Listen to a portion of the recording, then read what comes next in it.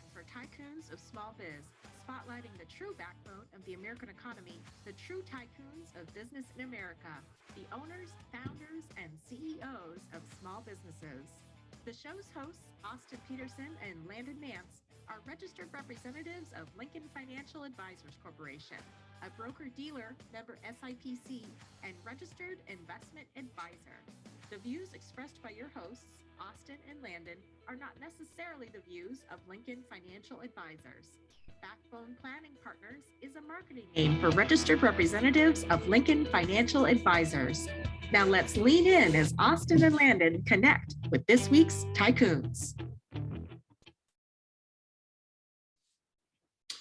Good afternoon, Tycoons, and welcome to today's episode of Tycoons of Small Biz. I'm your host here, as always, Austin Peterson from Phoenix, Arizona, joined by my co-host, the best in the business, Landon Mance from Las Vegas, Nevada. Landon, welcome in, buddy. Thank you, and beautiful goatee there, sir. I'm going way back. I wore this goatee for about 10 years like this. And as you know, I've had just a normal beard for about 10 years. So I tried something new over the weekend. We'll see if it lasts throughout the Thanksgiving weekend. So before we jump in and get started and introduce our guest for today, if today's the first time that you're listening to Tycoons of Small Biz, this is a small business podcast or a radio program that's put together by small business owners for small business owners.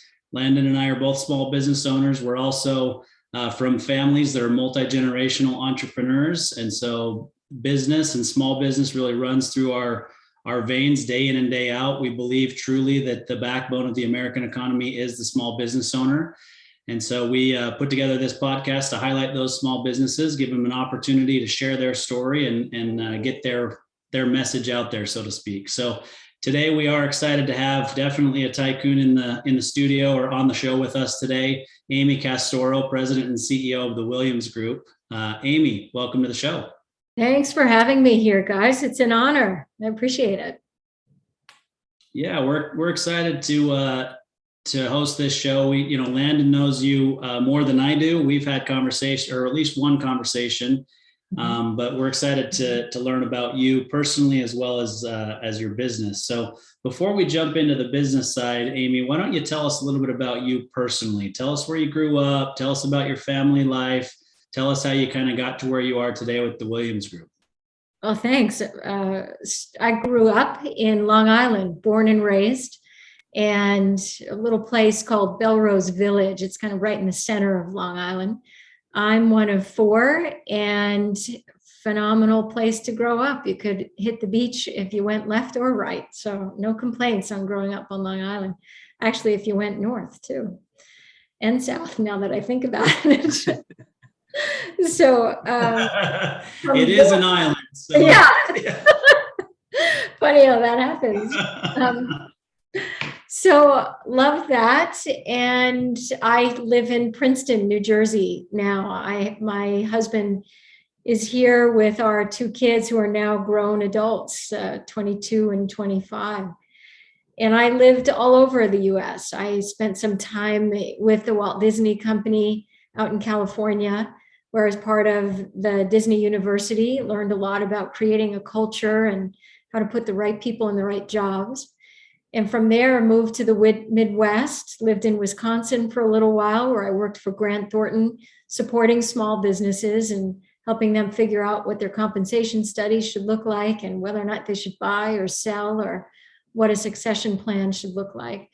And then while I was getting my coaching certification, I was on a call with one of the groups that I was studying with, and a gentleman said what he did for a living. And I kid you not, at that moment, I can even remember where I was and how I was holding the phone at that point, and said, wow, I didn't see this coming and I didn't know I'd be doing that. So about a week later, I flew out to meet Roy Williams, who's the founder of the Williams Group. And that was about 11 and a half years ago. I haven't ever looked back. It's just a joy to do the work that we get to do every day. Yeah, that's awesome. So for those listeners who have no idea what the Williams Group does, why don't you describe to us quickly what the Williams Group does day in and day out, and really what made you have that epiphany at that point to say, you know what, that's what I want to do? The tagline for the Williams Group is "We prepare heirs." What we do is we help families have the conversations that will keep them out of the limelight, much like what you see in Succession these days. So if you've seen the HBO series Succession, it's actually pretty hard for us to watch because although it's heavily dramatized, it's based on some pretty fundamental themes that we see recurrently. Roy Williams came out of the NFL, and when he came out, he looked around and saw a lot of his peers losing their wealth. But what broke his heart is they were also losing their families. And that just didn't make sense for him. And as he researched that phenomena, he realized it has a name called shirt sleeves to shirt sleeves in 3 generations. And there's a lot of statistics to support it. Roughly 30% of businesses make it to the 3rd generation, but nobody ever thinks that's going to be them. So when Roy did some groundbreaking research over a 20-year field study, he figured out why that is and really helped an entire industry come into existence that didn't focus on assets, but helped family business leaders figure out that the more time they spend on preparing family relationships, the more likely their business is going to make it to the next generation. So for me, we know that when families stay together, their businesses stay together, their philanthropy can actually change the world. So it's a little bit of a Trojan horse for some of us, but we're pretty excited to get to do this work because there's very few things that are as fulfilling other than teaching people, families, how to work better together. Yeah, I mean, it's crucial, right? The reality is, maybe it's one person that started the business, or maybe it's 2 brothers, or, whatever it is. And then it becomes father and sons, or father and daughters, or, a combination of all of that. And then all of a sudden they have kids, and you're thinking, my goodness, it expands every time. You got all these people. First of all, the question is, can they get along, which is the crucial part, right? And then are they growing the business well enough and preparing it for that transition to the next level to where it's big enough to sustain with that many people who are potentially involved 2 and 3 generations down the line? Yeah, absolutely. I mean, growth and sustainability of a business and its impact on the economy rests on the very fine line of family tension and relationships. So the studies that we did revealed 3 main drivers of what keep families and family businesses together. And the first is never much of a surprise. It's trust and communication. Do I trust that my brother can lead us into the next generation? Does dad or mom trust that the next generation is able to run the business the way they think it should be run? The second, and that was representing 60% of the failure rate. When we talk about families being successful in transition, it means that they are maintaining family unity and they are maintaining control of the assets. So when they don't, 60% of the reason for that is actually trust and communication. The next big reason, number 2, is heir preparedness. Have they bought into the roles that they play within the family business? Are they able to speak truth to power when they need to? Do they feel like they have some degree of ownership or autonomy in terms of the roles that they're playing? Do they have a shared sense of purpose? Do we feel like we're going in the same direction? And then the third piece we found, which represented 10%, had to do with aligned family values. So we recently worked with a family where one brother was a devout religious person, was a fisherman by trade, didn't want to take any of the family assets. And he was supposed to be working in a foundation together with his sister. So in a way, they had an investment business and a foundation. His sister, on the other hand, was a declared atheist, did not work, was more than happy to use family assets. And so just by the looks of it up front, you'd say, wow, here's 2 sets of very different values. How are they ever going to run something together? How are they going to make decisions together?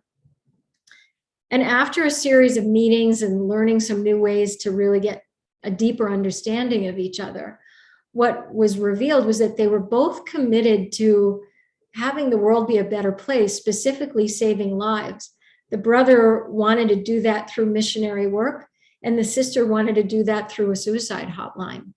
Very different focus, and yet very similar. So once they could understand each other's perspective and really appreciate where they were coming from, what seemed like very divergent sets of values were actually very similar. So they were able to make decisions more quickly as a result of aligning, not necessarily agreeing. It was a very powerful process for them. They went from really leading very different lives to about 2 weeks ago, I got a call from their mom, and the sister had asked her brother to be the guardian of her unborn child that's about to be born. It's a big difference. What we've learned through this work, and I don't think comes as any surprise, is that family conflict tends to be circular and sustained by a repetitive sequence of interactions. So people don't just inherit a family business or inherit assets. They also inherit these communication strategies. Mm-hmm. And it's the matriarch or the patriarch that takes a moment to enable the family to learn new ways of working together. Because frankly, the business grows, there's more complexity involved.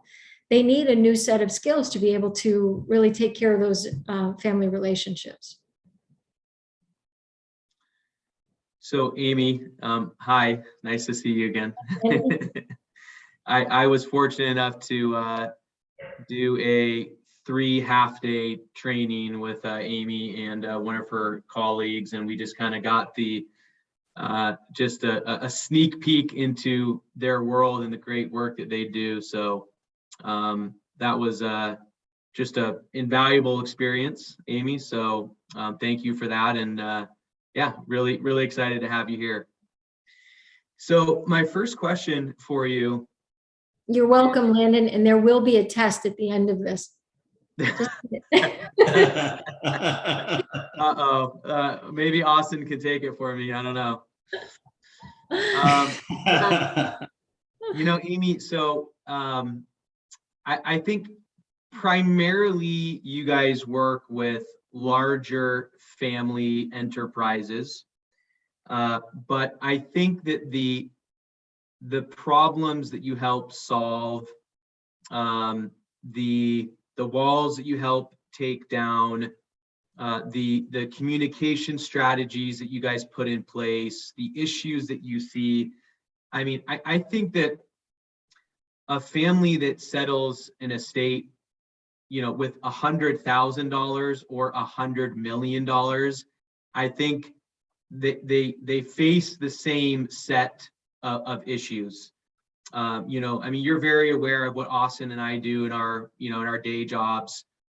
And I mean, I can't even count how many times we have seen this happen in our own practices where a matriarch or a patriarch passes away and wealth is being distributed, and just all total chaos ensues.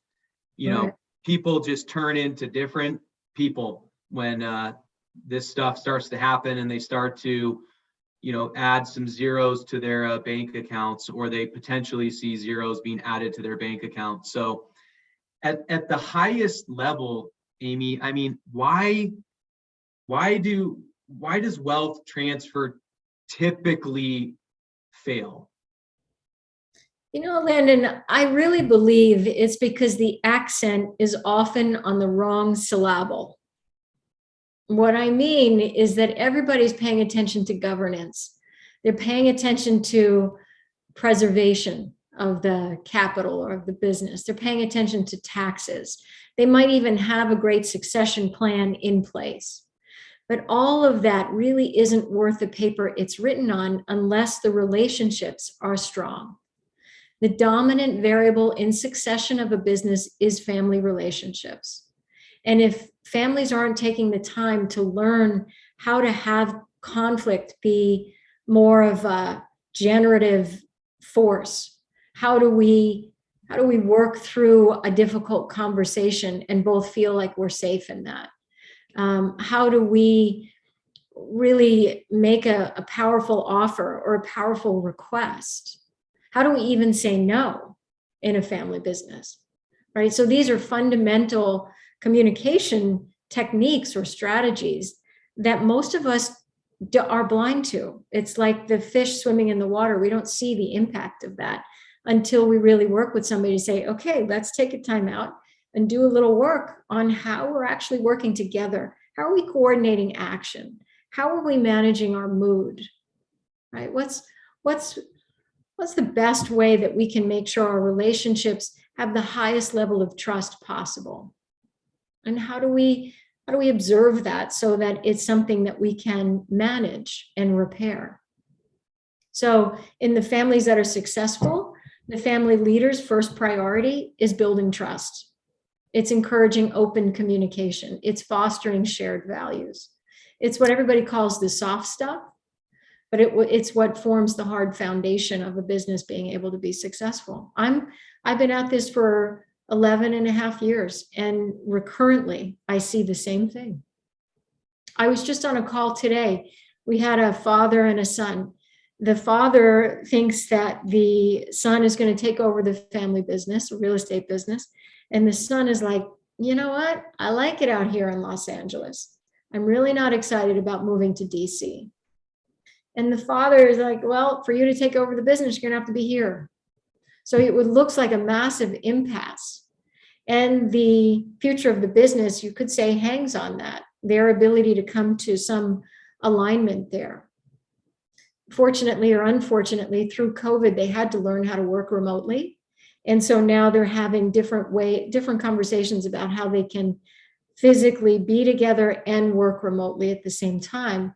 But the fundamental stumbling block for them to be able to figure out how they were going to have the business go forward was that the younger son he didn't feel like he mattered. He felt like dad had such tight control on the reins of all the decisions that he felt like every time he spoke up, it was just, sure, if it's not your way, then it's the highway. So he was picking the highway.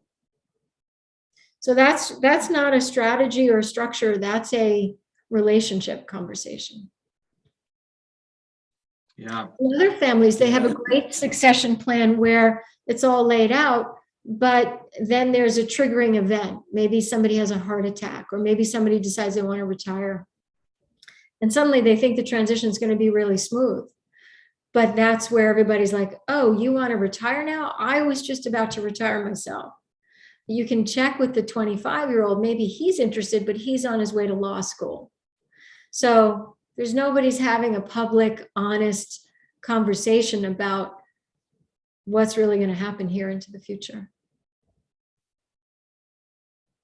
Yeah, one of the biggest takeaways from the training that I did with you and Scott was just getting this clear understanding of what you guys refer to as cordial. No, the oh my gosh, Amy, the assessment versus the assertion. Yeah, assessments versus assertions. Yeah, that is something that has stuck with me, and I've actually talked to I've mentioned that in several client conversations that have family businesses, and I think that is so interesting because we make these assessments or judgments or opinions, but we believe them to be fact as we move into the future, right? Right. And I think that is just such an interesting thing to think about when you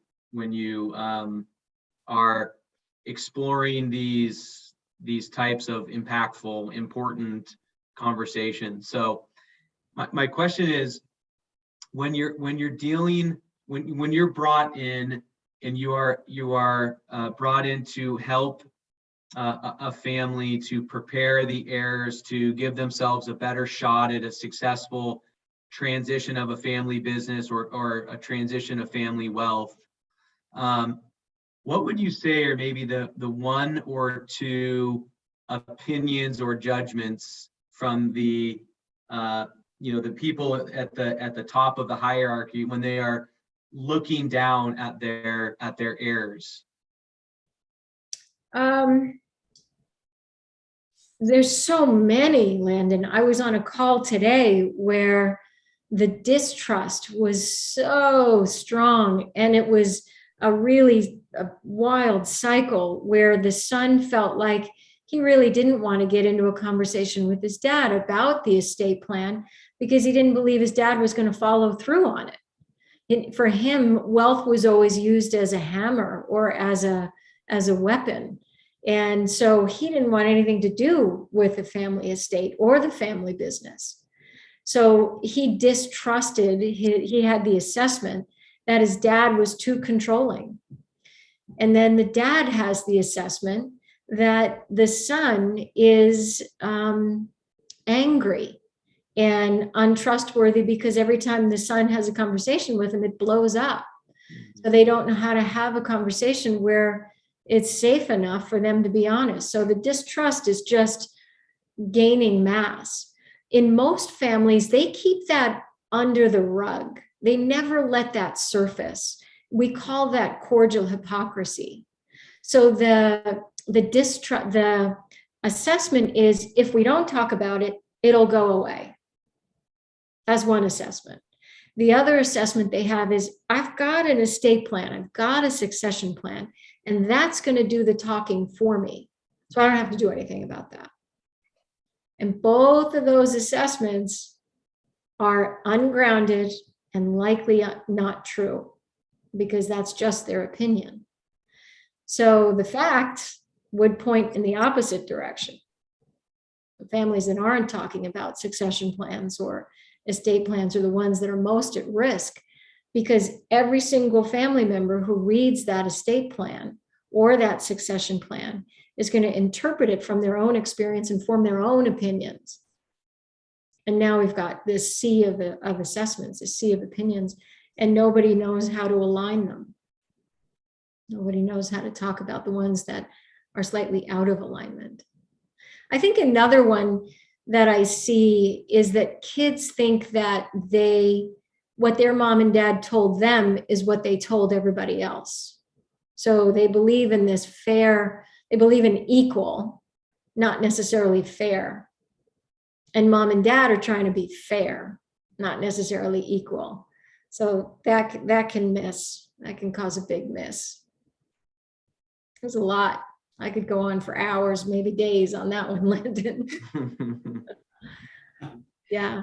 Well, I think, Landon and I could certainly go on with our own examples of that as well. I mean, I can think of 3 or 4 with clients that we're working with right now, where some of the things that you're dealing or have mentioned, these families are dealing with. And some of it's large sums of money and large issues, and some of it's smaller by comparison, right?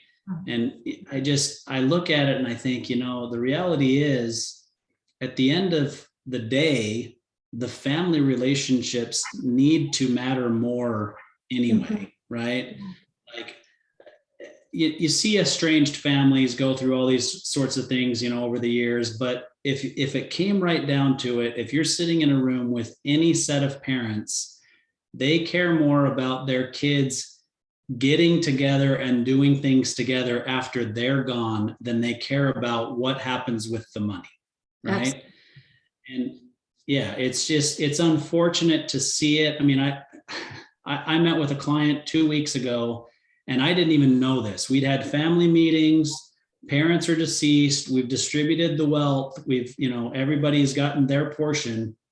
But when it came down to it, at the very end of the distribution, when they did that final tax return, and the cost of the tax return was divvied up among the 4 siblings, that was enough to cause discord with a couple of the kids, to where they now have not spoken for 8 months because they felt that the trustee was too loosey-goosey with who they hired, and they paid too much for the tax returns. Wow. So, I mean, we're among 400 people. So we're talking about hundreds of dollars, not even thousands, Yeah. right? Yeah. And they haven't spoken for 8 months because of the discord that created. So it's all about that trust and communication and being willing to express your concerns and your feelings and to talk through it rather than letting it fester. Exactly. And that situation you just talked about, it's unlikely that the real issue is the taxes, although it appears to be that. There's usually some other elements that are moving around in the background where that event just spikes it and they say, that's it, I'm not talking anymore. So the real gift of the work that we do is we teach people how to manage and repair trust, not like what Landon was talking about, like a global assessment. I can't tell you how many families we have the oldest son who's in charge of all the assets, or he's the trustee. And then the daughter is like, you know what? All they ever did was cheat in Monopoly. Why in the world do I think they're going to be able to manage my estate? Right? So that's an old conversation, but still very present for her. And what she has is what we call a global assessment in the domain of trust. So we say, well, how do we break that down so that it can be observable, so that trust is now something we can work with rather than be affected by all the time? So we teach them, does she not trust her brother in his competence to be able to manage it well? Does she not trust his sincerity, like he's not going to do what he says he's going to do?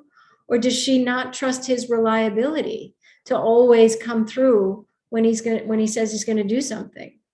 So in another instance, we had a son who was in charge of the family business, and he was in charge of who was going to get what distributions. And we were called in because the sister was ready to go to an attorney over it. She didn't think that he was being fair. So somewhere in the meeting, we said to the sister, how is it that you learn? And she said, what do you mean? He said, well, how do you learn, like when you're trying to understand something? And she said, visually. I usually need pictures. So we said to the son, can you draw pictures of how the money flows in this business, where it comes in, what happens when it's in the business, and how you decide that it goes out? I kid you not, about an hour and a half later, a huge sigh of relief. She said, I had no idea. I had no idea of all that you were managing and what was behind it. She can see now that his intentions are good and that together, now they know how to have conversations and how to figure it out. But it was just a misunderstanding and a global assessment on her part. Like, he never makes any sense when he has a conversation with me. So I quit. Off to the litigator she goes. So it's really that's really about breaking down the communication structure in a way that she could understand and rebuild the relationship. The biggest mistake I see heads of businesses and families make is they have the assessment that if they tell their kids about the succession plan or the estate plan, it's going to derail their motivation. And what happens is we end up with next gen who are in their 50s and still don't have a clue. And then that day comes when the music stops for mom and dad, but the kids have no idea what's expected of them. They don't know what the plan is.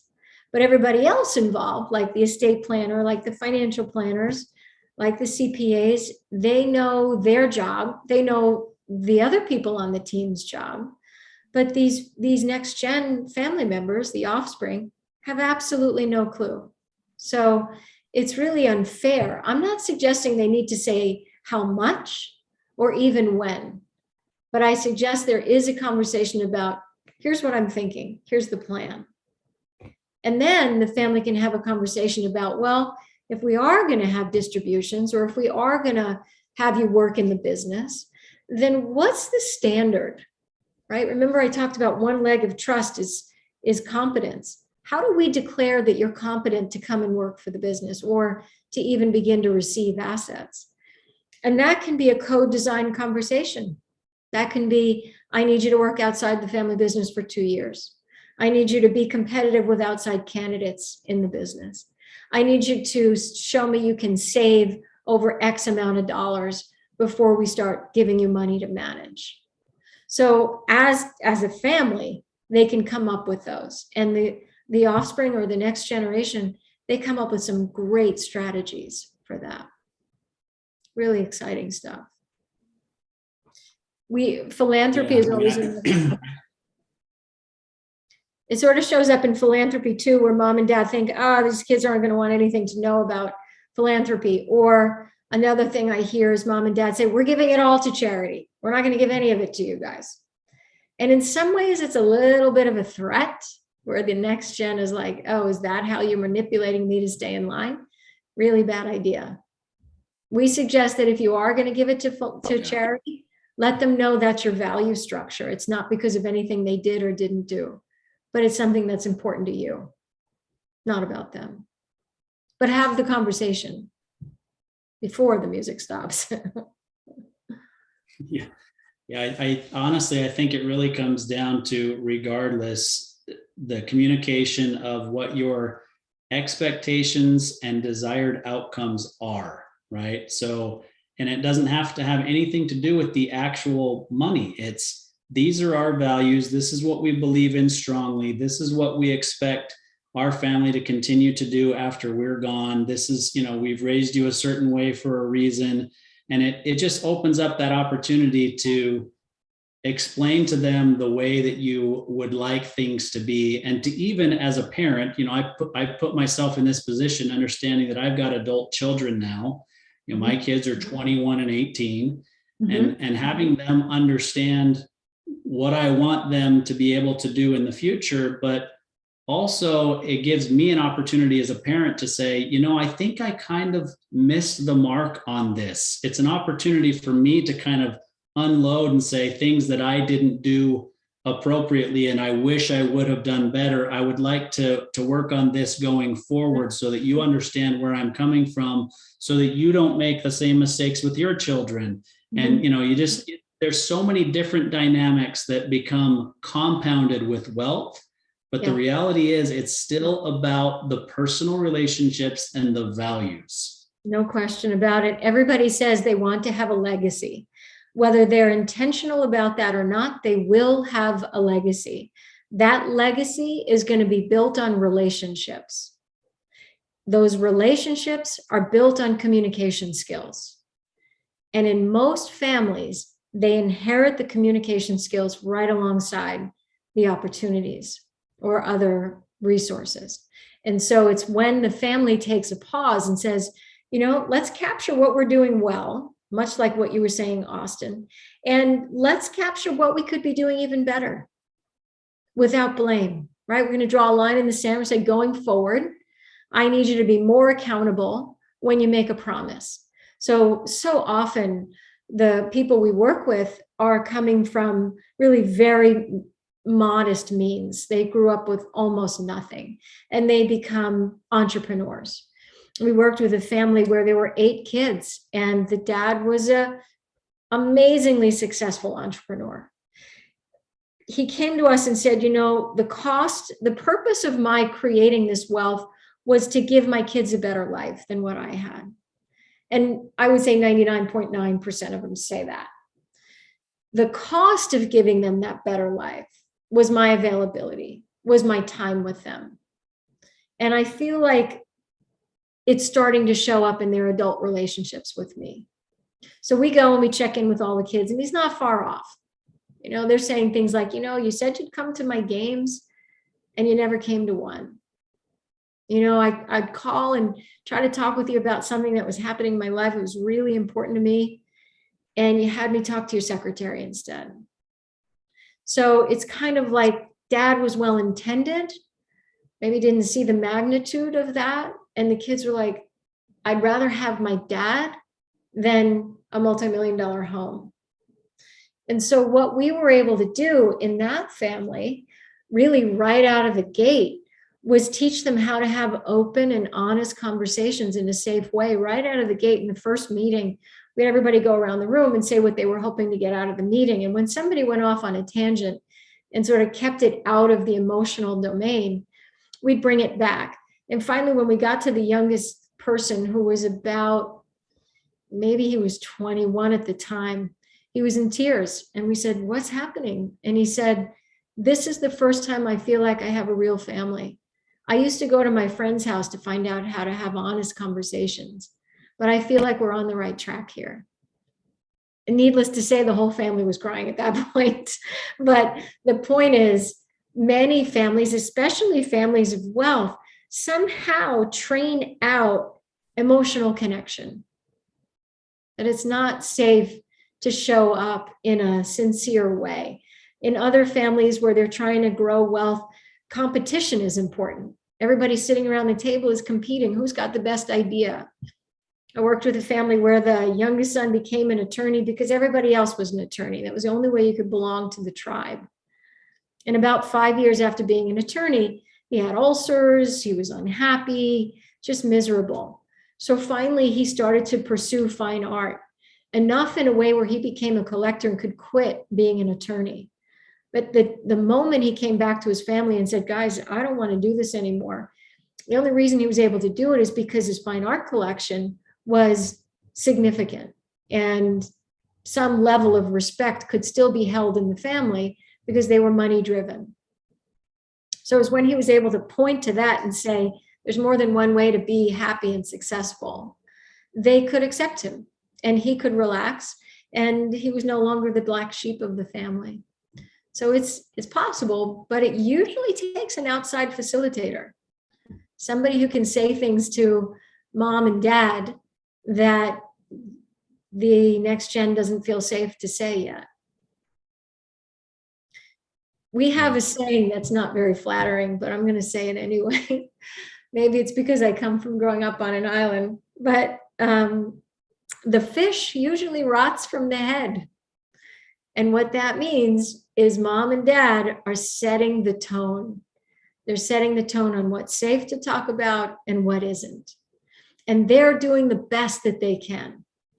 But the moment they hold up the mirror and say, "Okay, these patterns, these communication patterns aren't working. We're not able to make decisions quickly in this business. We can't rely on our relationships long term." That's the moment when they can say, "All right, let's bring somebody in and let's clean up the foundation so that we have more confidence in the structure." Yeah.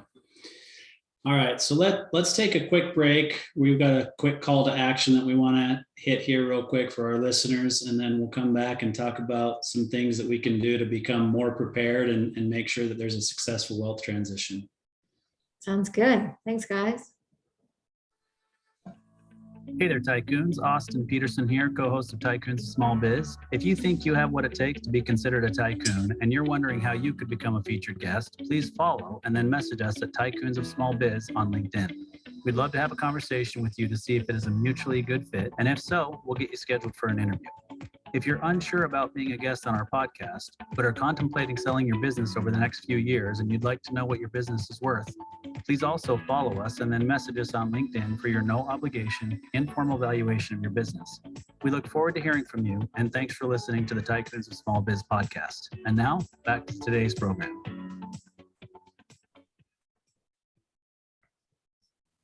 All right, welcome back, Tycoons. We're here with Amy Castoro, President and CEO of the Williams Group.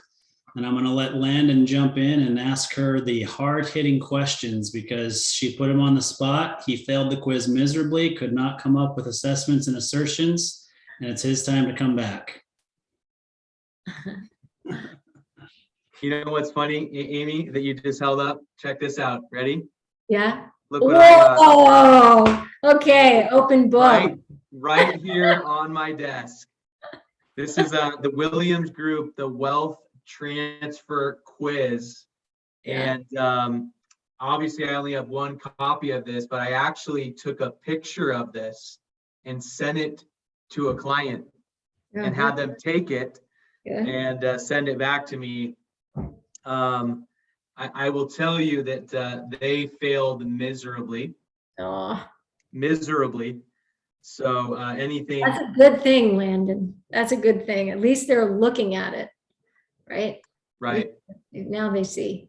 Yep, absolutely. So I love it. It's a short little quiz, but it helps to just kind of Yeah. Open your eyes to some things that you probably aren't thinking about.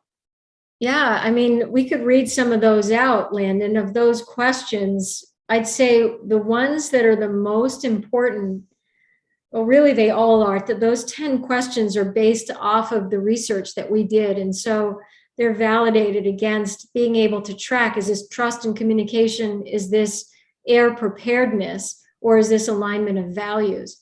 So even just taking the quiz starts to give people the language they need to start shedding some light on this whole area of how do I prepare the family?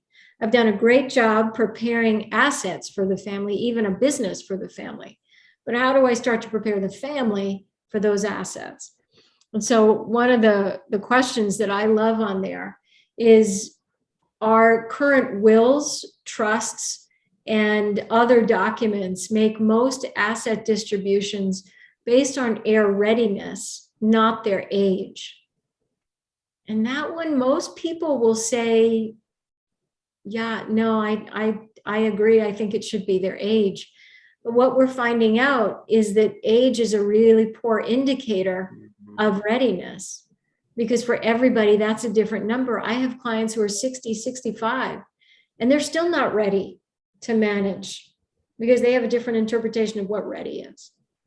So that's one of those great questions that I think is worth, if you ask anything, that's the one to start. And then the follow-up question we would ask is, what does ready look like for mom and dad?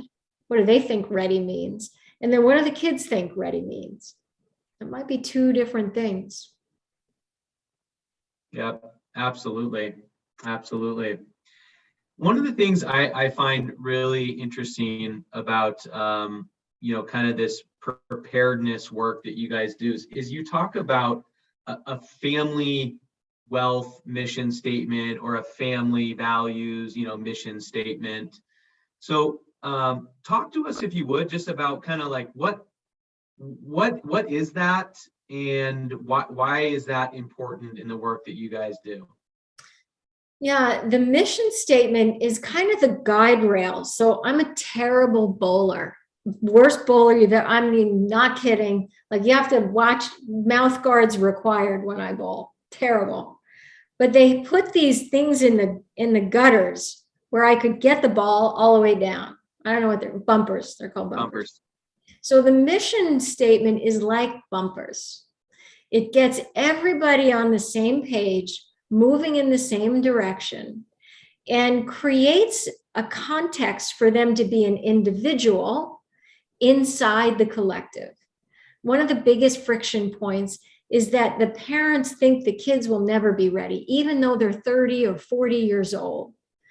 And so this conversation about a mission statement helps the kids start to see, well, what is my role in all of this? How can I be a contribution? We worked with a family where the dad came from nothing, built a business, sold it, 3 fabulous kids, all got married, have kids of their own. He put them up in beautiful homes, bought them beautiful cars, and said, guys, belong to 2 country clubs, because you'll have an even better network that way. So when we met all the kids, they all talked about something called the walk of shame. We're like, what is the walk of shame? Every month, they can't afford their lifestyle. They got to go back to dad and say, hey, can you help me cover this cost? Can you help me cover that cost? And so what was missing for them is a conversation about what is the use and purpose of this wealth. Is it for you to give it to me and then me to spend? Or is it for us to be able to live a lifestyle that you never thought possible and there isn't any guilt in that? Right? How do we be wealthy in an aligned, responsible way? One thing that emerged from that is the kids all said, we'd love to be able to give back. And the dad said, well, for hundreds of years, we've been giving to the zoo, and that's what we're going to keep doing. And we said, so what would happen if we had a little conversation about how these kids could be a contribution to the wealth? Maybe they can't grow it, but maybe there's a way they can help the legacy be continued and sustained. And we said, how much you want to give them? And he said, 30,000, 10,000 each. have them come back in 20 minutes and tell me what they're going to do with it. So for the first time in their lives, they're like, wow, we have an opportunity to do something here. And one of the kids said she wanted to paint a school bus in bright colors, fill it with grocery bags, drive it to the poorest neighborhood they could find.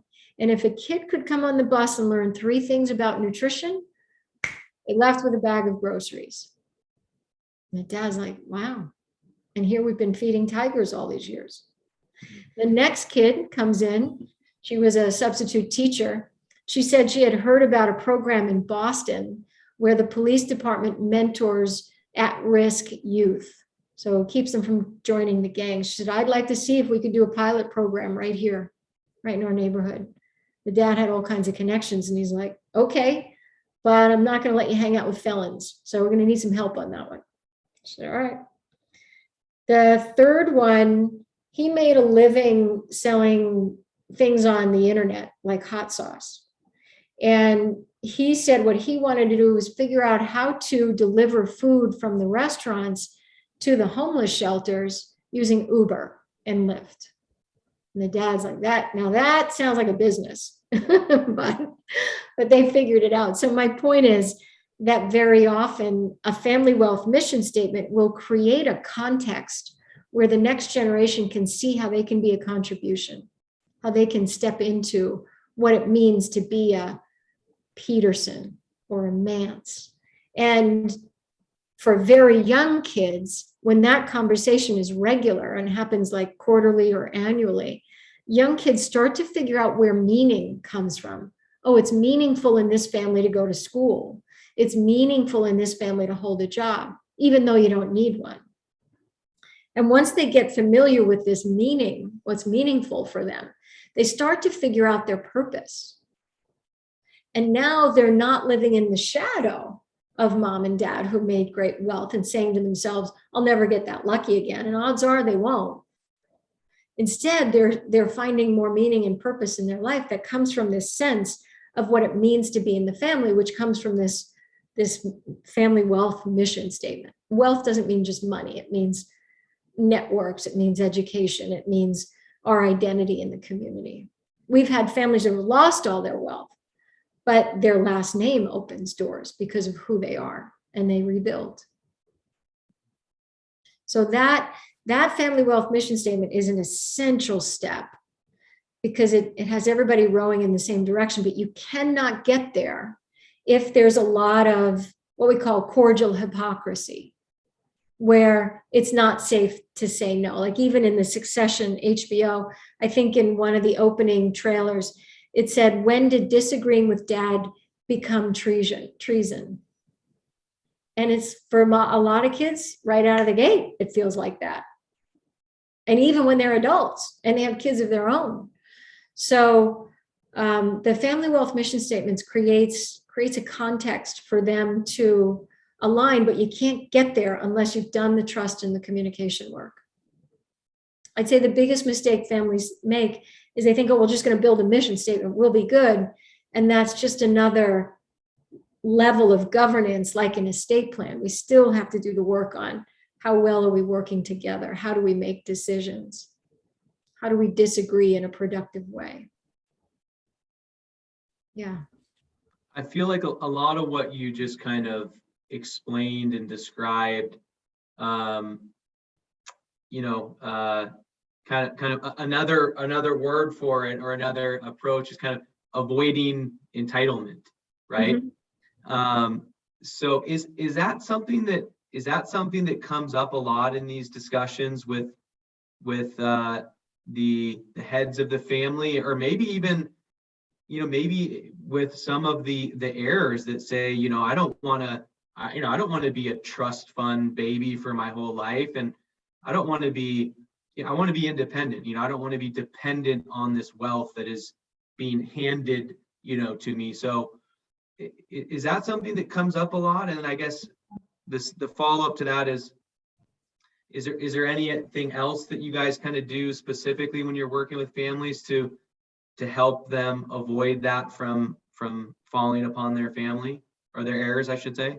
I think it's inherent. It's really at the center, like what keeps moms and dads awake at night is, will my wealth unify or divide my family?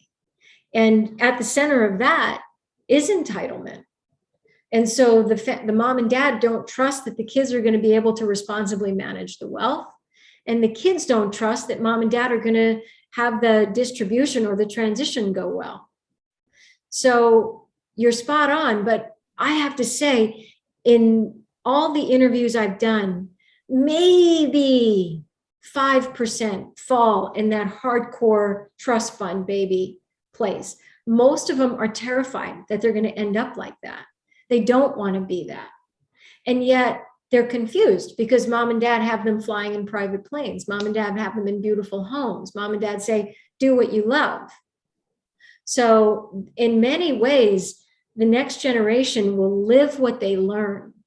And in instances at a very young age where mom and dad are saying, get a summer job, save your money. There was a billionaire we worked with. He said he was out with his friends. They flew private. They ended up in a gift shop. The daughter, who was very young, said she wanted a teddy bear. He said, let's see if you've earned your allowance by the end of the week. Then we'll come back and get it. And everybody's jaw hit the floor because it was like $20. But he's teaching a lesson. It's not about just getting it. For families that have a tremendous amount of wealth, the conversation is, oh, well, if we bring home another teddy bear, which one do you want to donate to the children's shelter? Right? How do we give and let go at this? How do we receive and let go?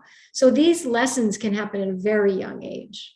They live what they learn. We worked with another family where the daughter went to Africa and she could see how the elephants needed care. She came back, started a bake sale. That bake sale to save the elephants went on for 10 years. So she was learning how to be a responsible steward.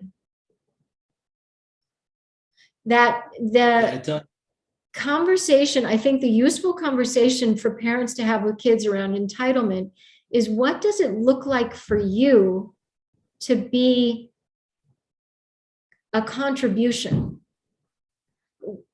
In what way would you like to see the wealth impact your life? In many families, I hear the next generation say, no more Christmas presents. My guys don't need anything. We're okay over here. Let me be responsible for what the kids receive or don't receive. So they're actually saying no. In another family, part of the mission statement, we do a glossary. And in almost every family, they say education is important. And so this conversation about education came up where the kids decided education means a 4-year degree. It means a 3.0 GPA. It means coach tickets across the country. It means you've got a plan for why you're going in there. One of the kids had a child with a learning disability, and she wanted to hire a French-speaking nanny. And they thought, that's crossing the line. That feels a little bit like entitlement. If you want some funds for a special education program for your son, great. Let's have a conversation about that, and dad can carve something out. But as far as calling that education and what we mean by education, it sort of flies in the face of the values that we based that decision on, which was hard work, accredited, moving yourself somewhere. So in that instance, the kids were really protective of this idea of entitlement. And they're the ones, based on the mission statement, that said no. So that can happen. Yeah. I mean, I think the theme just keeps coming back to it's about the values, right? I mean, it's really not about the dollars. It's about the values. Yeah. And estate planning documents and, business succession agreements, all those kinds of things can be written with the values in mind. Right. I mean, I'm not a billionaire, right? I have significantly more wealth than my family had when I was growing up. Right. And my kids never knew what it was like to be poor. Right. Mm-hmm. And so even me, as not a super, super wealthy person, I have to deal with entitlement with my own kids and helping them to understand what's valuable and what's not, and how we should be looking at and viewing money and, working towards certain things. the principles are the same. It's really about values, teaching them inside of our own family and raising kids who understand what's important in life. Yeah. And then the money doesn't matter. No, exactly. And that is the place to pay attention, Austin. It's never about the money, although everybody says it is. The other thing that I think is funny is parents don't think the kids know that they're wealthy, right? That's another one of those assessments, Landon's, that's really usually pretty far off, even though parents say, well, we live such a humble life. How could they possibly know?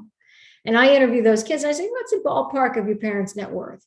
And they go, well, we Googled the size of the house. Well, we know they sold the business. Well, their income is public.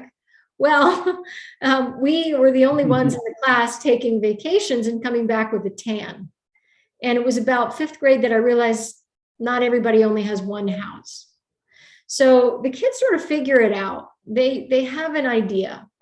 The question they're in is, what's their responsibility with it? And for some, that's really scary.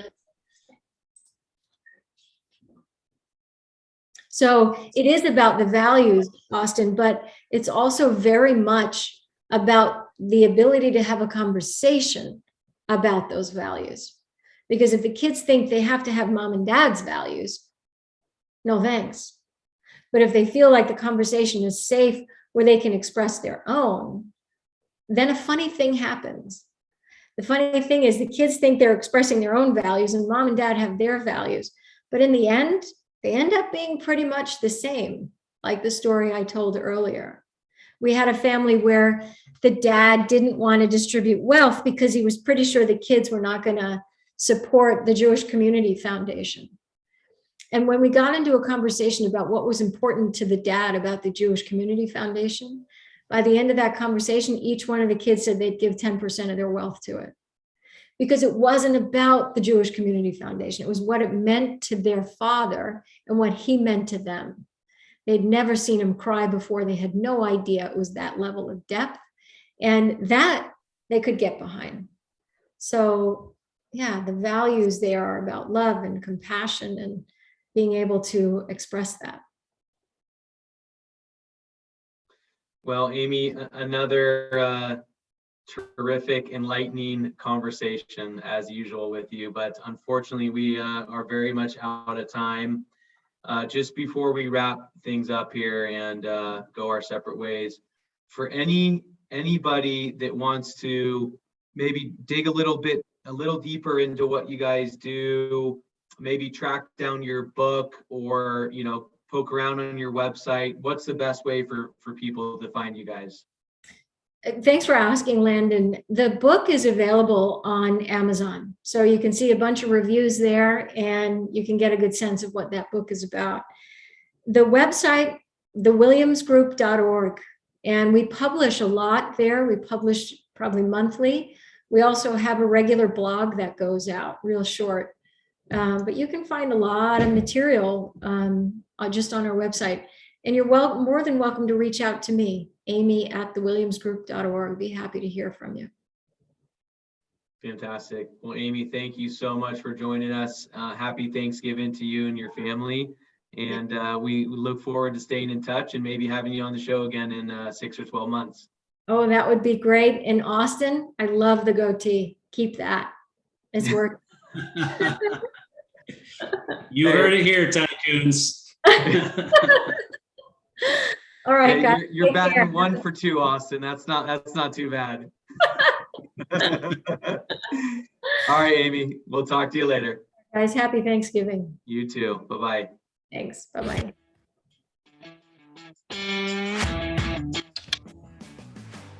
You've been listening to Tycoons of Small Biz, proudly hosted by Austin Peterson and Landon Mance. Austin and Landon are comprehensive financial planning professionals specializing in financial, estate, and succession planning for small business owners.